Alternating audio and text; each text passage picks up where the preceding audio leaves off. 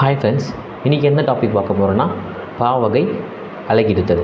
இது எந்த புக்குன்னு பார்த்தோம்னா 10th ஸ்டாண்டர்ட் தமிழ் புக். வாங்க லெசனுக்குள்ளே போவோம். எழுத்து, அசை, சீர், தலை, அடி, தொடை என்று 6 உறுப்புகளை கொண்டது தான் யாப்பு. இது ஆல்ரெடி பார்த்துருப்போம். வெண்பா, ஆசிரியப்பா, கலிப்பா, வஞ்சிப்பா என 4 வகை பாக்களும் உள்ளன. பாக்களுக்கு உரிய ஓசைகளை பற்றி முதலில் அறிந்து கொள்வோம். எந்தெந்த பாக்கு எந்தெந்த ஓசை வரும்னு பார்ப்போம். பாக்களை ஓசைகள் கொண்டே அறியலாம். ஒவ்வொரு பாவும் ஓசையால் வேறுபட்டது. ஓசையானது செப்பல், அகவல், துள்ளல், தூங்கல் என 4 வகைப்படும். ஓசை பார்த்திங்கன்னா மொத்தம் 4 வகைப்படும். 1 செப்பல் ஓசை, அகவல் ஓசை, துள்ளல் ஓசை, தூங்கல் ஓசை என 4 வகைப்படும். முதல்ல செப்பல் ஓசை. செப்பல் ஓசை வெண்பாவிற்குரியது. அறம் கூறும் குரலும் நாலடியாரும் வெண்பாவில் அமைந்துள்ளன. திருக்குறளும் நாலடியாரும் பார்த்திங்கன்னா வெண்பாவில் அமைந்துள்ளன. இதற்குரிய ஓசை செப்பல் ஓசை. வெண்பாவிற்குரிய ஓசை செப்பல் ஓசை. அடுத்தது அகவல் ஓசை. அகவல் ஓசை ஆசிரியப்பாவுக்கு உரியது. இலக்கண கட்டுக்கோப்புக்கு குறைவாகவும் கவிதை வெளியீட்டுக்கு எளிதாகவும் இருப்பது அகவற்பா என்னும் ஆசிரியப்பா. வெண்பா பார்த்திங்கன்னா கடினமாக இருக்கும். அதாவது நம்ம அதை படித்து திருக்குறள் நாலடியாரும் நார்மலாக படிக்கும்போது பார்த்திங்கன்னா பொருள் விளங்காது. சரிங்களா? ஆசிரியப்பா ஏற்றுவதற்கு எளிதாக இருக்கும்.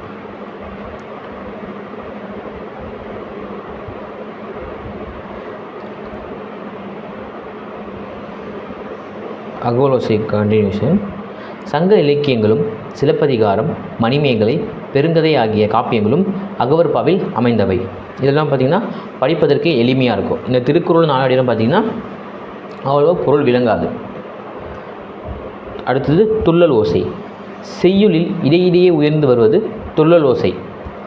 செய்யுளில் இடையிடையே உயர்ந்து வருவது துள்ளல் ஓசை. இது கலிப்பாவுக்கு உரியது. கலிப்பாவிற்குரிய ஓசை துள்ளல் ஓசை. அடுத்தது தூங்கல் ஓசை. தூங்கல் ஓசை வஞ்சிப்பாவுக்கு உரியது.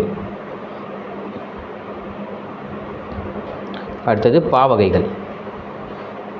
குரல் வெண்பா, சிந்தியல் வெண்பா, நேரிசை வெண்பா, இன்னிசை வெண்பா, பக்சொடை வெண்பா என்று 5 வகை வெண்பாக்கள் உள்ளன. வெண்பால மொத்தம் 5 வகை. 1 குரல் வெண்பா, சிந்தியல் வெண்பா, நேரிசை வெண்பா, இன்னிசை வெண்பா, பக்சொடை வெண்பா என 5 வகை வெண்பாக்கள் உள்ளன.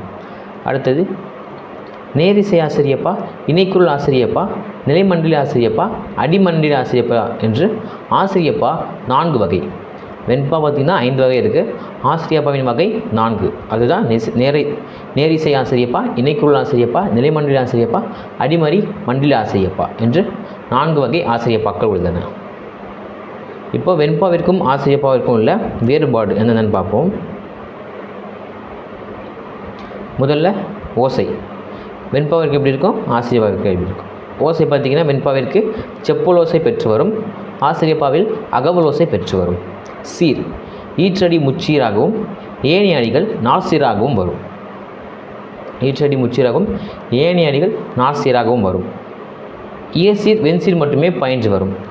ஆசிரியப்பாவில் பார்த்திங்கன்னா ஈரசை சீர் மிகுதியாகவும் காய்ச்சீர் குறைவாகவும் பயின்று வரும். அடுத்தது தலை. ஈர்சீர் வெண்டலை, வெண்சீர் வெண்டலை மட்டும் பயின்று வரும். எதுலனா வெண்பால.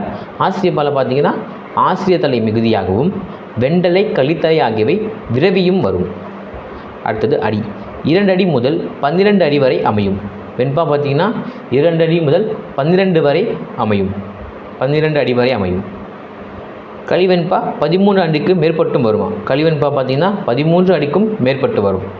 அடுத்தது ஆசிரியப்பா பார்த்திங்கன்னா அடி 3 அடி முதல் எழுதுபவர் மனநிலைக்கேற்ப அமையும். அது நீண்டு கொண்டே போகும். எழுதுபவர் மனநிலைக்கேற்ப அமையும். முடிப்பு பார்த்திங்கன்னா ஈற்றுச்சீர், நாள், மலர், காசு, பிறப்பு என்னும் வாய்ப்பாட்டில் முடியும். ஆசிரியப்பா ஏகாரத்தில் முடிந்தால் சிறப்பு. மேற்சொன்னவற்றுள் குரல் வெண்பாவின் இலக்கணத்தையும் அழகிடும் முறையினையும் தெரிந்து கொள்வோம். குரல் வெண்பா என்பது வெண்பாவின் பொது இலக்கணம். பொது இலக்கணம் அமைய பெற்று 2 அடிகளாய் வரும்.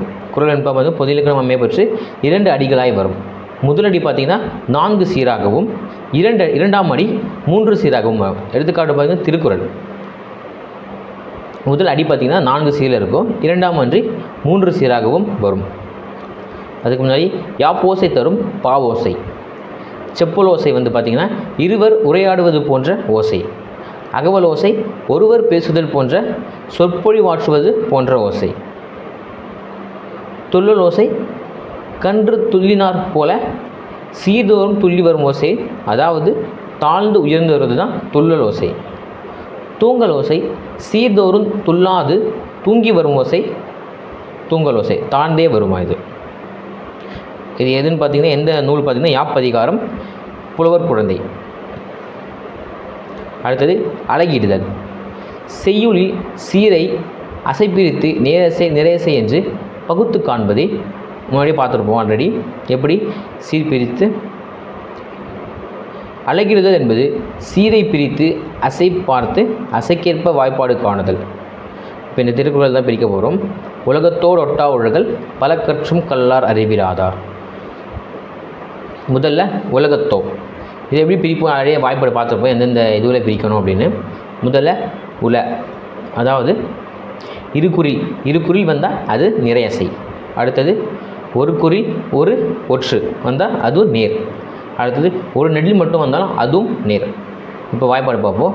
நிறை நேர் புளிமா வரும், லாஸ்ட்டில் நேர் வந்திருக்கிறதால நிறை நேர் நேர் புளிமாங்காய். அடுத்தது டொட்டா, டொட்டாவில் ஒரு நெடில் ஒரு ஒற்று, இது நேரசையில் வரும்.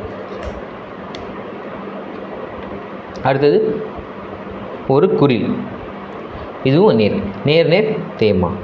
அடுத்தது ஒழுகல்,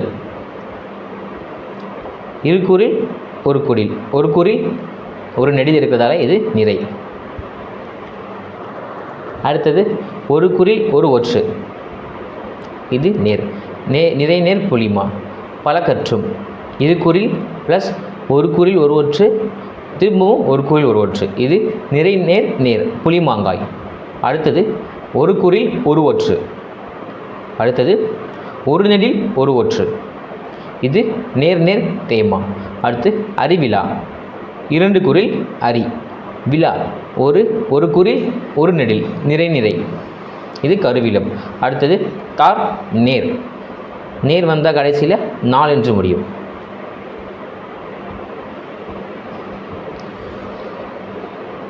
ஓரசைச்சீரில் பார்ப்போம் என்னென்ன வருது. நேர் வந்தால் நாள், நிறை வந்தால் மலர். அடுத்தது நேர்பு வந்தால் காசு, நிறைவு வந்தால் பிறப்பு. அடுத்து ஈரசைச்சீர் மூவசைச்சீர். நேர் வந்தால் தேமா, இதை அழகிட்டு வாய்ப்பாடு. நேர் தேமா, நிறை புளிமா, நிறை கருவிலம், நேர் கூவிலம். அடுத்து மூவசைச்சீருக்கு பார்ப்போம். நேர் தேமாங்காய். நேர் வந்தால் காய், நிறை வந்தால் கனி. நிறை நேர் புளிமாங்காய். நிறை நேர் கருவிலங்காய். நேர் கூவிலங்காய். நேர் தேமாங்கனி. நிறை புளிமாங்கனி. நிறை கருவிலங்கனி. நேர் நிறை கூவிலங்கனி. இதோட லெசன் முடியுது. தேங்க்யூ.